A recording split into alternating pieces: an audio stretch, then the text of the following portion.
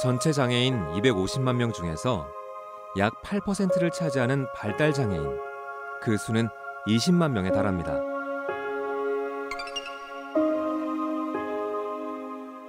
발달 장애는 크게 두 가지로 분류되고 있습니다.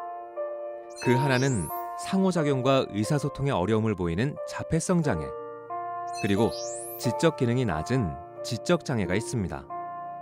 자폐성 장애와 지적 장애의 가장 큰 차이는 바로 사회성에 있습니다. 지적 장애를 가지고 있는 경우 지능은 낮지만 다른 사람들에게 관심을 보이고 함께 어울리는 사회생활이 가능합니다. 반면 자폐성 장애를 가진 경우 의사소통과 상호교류의 어려움으로 타인의 마음을 알아차리는 데 어려움이 있습니다. 발달 장애인은 대부분 선천적인 경우가 많습니다. 그래서 발달 장애인의 경우 20세 미만의 비중이 다른 장애인에 비해 훨씬 높은 편입니다. 이로 인해 생긴 사회적 편견이 있습니다.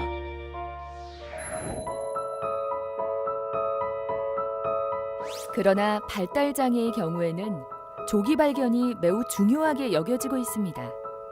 개인차는 있지만 어릴 때 발견해 적절한 치료와 교육 훈련을 받으면 그만큼 적응력이 향상될 수 있기 때문입니다.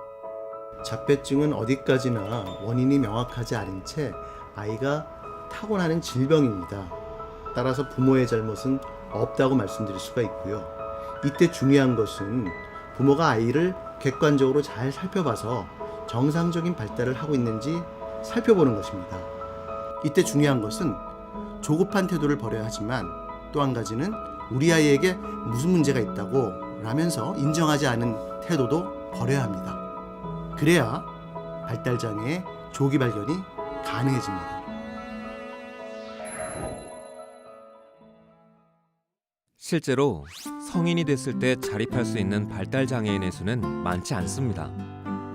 그러나 모든 발달 장애인이 자립하지 못하는 것은 아닙니다. 문제는 경제적 자립을 위한 일자리에 있습니다. 안타깝게도 발달 장애인은 장애인 중 취업이 가장 어려운 편에 속합니다. 그러나 우리 주변에는 편견을 깬 이들도 많습니다. 적합한 직업교육을 통해 구한 일터에서 자신의 능력을 발휘하고 있는 발달 장애인 김영학 씨도 그중 한 사람입니다.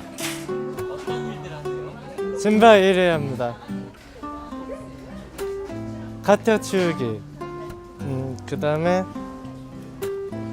고객님한테 인사하기. 신발 이해하는 것도 즐겁고 단달미 옷 가져오라 그런 것도 이해하는 것도 즐겁고 고객님한테 인사하는 것도 너무 즐거워요. 월급 받으면 적으면 돼. 어머니 아버지 선물도 사드리고. 어쩌면 발달 장애인의 자립을 가로막는 것은 발달 장애인이 갖춘 능력이 아니라 비장애인이 가진 편견인지도 모릅니다.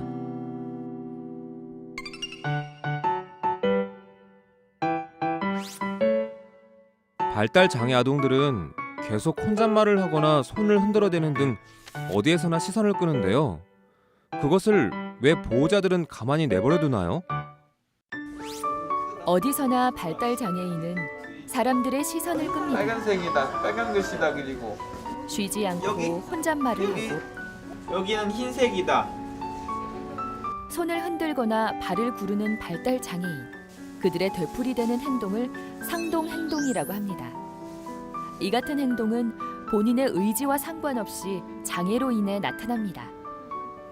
상동 행동이라고 하지요. 반복되는 행동 습관들이 있는데 이런 행동들이 자기 자극 행동도 있거든요. 때로는 불안한데 아래 위로 손을 흔들고 또 이런 어떤 틱이라고도 하지만 행동들을 하면서 자기를 안심시키기 위한 그런 무의식적인 행동이기도 하거든요. 모든 경우에 그렇지는 않지만요. 그래서 좀 더 이해를 해준다면 발달장애 친구들이 더 많은 문화생활도 할 수 있고 또 지역사회에서 훨씬 더 많은 경험을 할 수 있잖아요.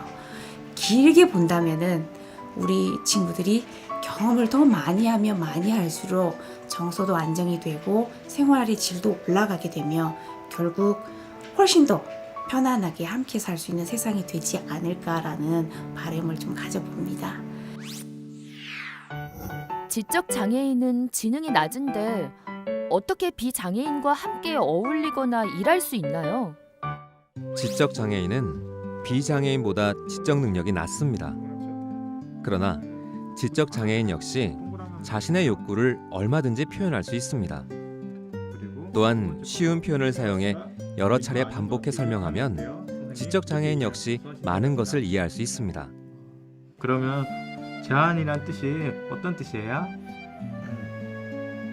내 생각을 말하는. 맞아요. 수아 씨 생각을 표현하는 게 제한이에요. 처음에는 서툴고 부족하더라도 하라. 차근차근 알려주고 기다려주면 지적 장애인 역시 자신의 능력을 충분히 발휘할 수 있습니다. 이거 지적장애인 분들도 적절한 교육과 충분한 반복적인 훈련을 한다면 얼마든지 본인에게 맞는 직업생활이 가능하다고 생각합니다. 어린이집의 보육 도움이라든지 또 간병 보조라든지 도서관의 사서 보조라든지 이런 직무까지도 지금은 충분하게 다들 역할을 다하고 계시고 현장에서 열심히 일하시는 분들도 계십니다. 그분들을 보시면 충분히 전문 직종에서도 일을 할 수 있는 분들이라고 생각이 되고요. 그런 부분에 일을 못할 것이라고 생각했던 부분은 우리 모두의 사회적인 편견이 아니었나 생각합니다.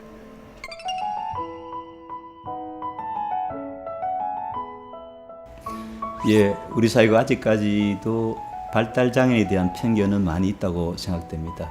그러나 제가 한 30여 년간 현장에서 우리 발달 장애인들을 교육하고 또 우리 학생들을 졸업 이후 취업을 이렇게 진로 지도를 해다 보니까 이 아이들이 가능성도 많이 있다고 생각됩니다.